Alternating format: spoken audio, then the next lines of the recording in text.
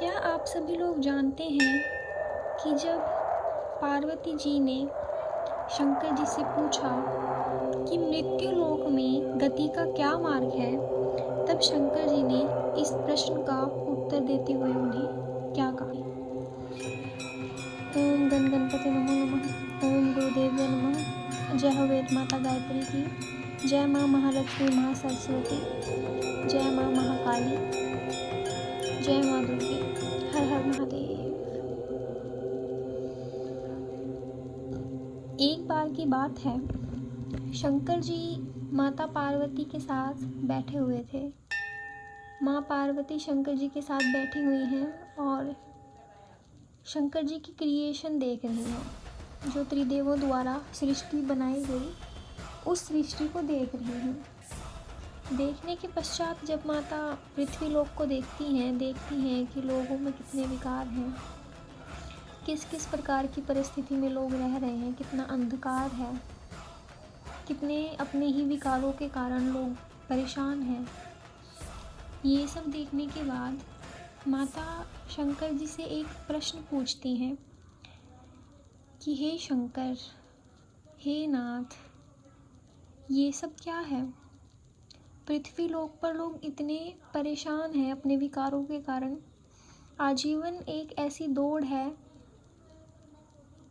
Desires हैं लोगों की, इतनी आकांक्षाएं हैं, इच्छाएं हैं, जिनकी पूर्ति के लिए वह भटकता रहता है। सबको पता है कि मृत्यु अटल है, फिर भी शोक मनाता है। इस प्रकार के अंधकार में कैसे मनुष्य की गति संभव हो सकती है?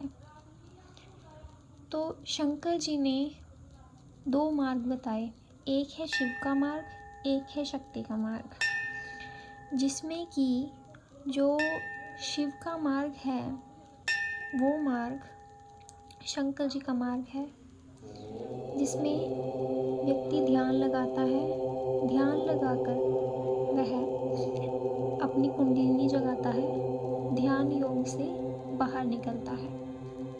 और जो दूसरा मार्ग है वह मार्ग है साधना।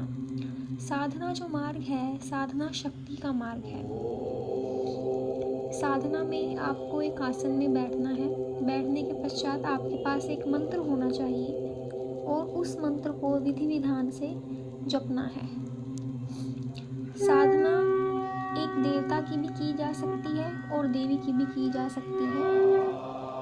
साधना और ध्यान में दोनों मार्ग में अपने जो इष्ट हैं, जो आपके भगवान हैं, जो आपके देती हैं, उनकी तरफ पूर्णतः समर्पण किसी भी व्यक्ति का बहुत ही ज़्यादा अनिवार्य है। साधना या ध्यान योग के साथ साथ व्यक्ति को अपने कर्मों पे ध्यान देना चाहिए कि आप किस प्रकार के कर्म कर रहे हैं, कैसे आप इस जीवन से बाहर निकलेंगे, इस अंधकार से।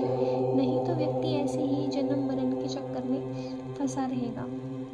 और जो सबसे महत्वपूर्ण बात है वह यह है कि जो व्यक्ति जिसने जन्म लिया है पृथ्वी पर, जन्म लेने के बाद यदि मृत्यु से पूर्व उसकी एक भी इच्छा रह जाती है, चाहे वो इष्ट की प्राप्ति की या अपने इष्ट के दर्शन की कामना क्यों ना हो, उसे दोबारा भूलोक पर जन्म लेना पड़ता है।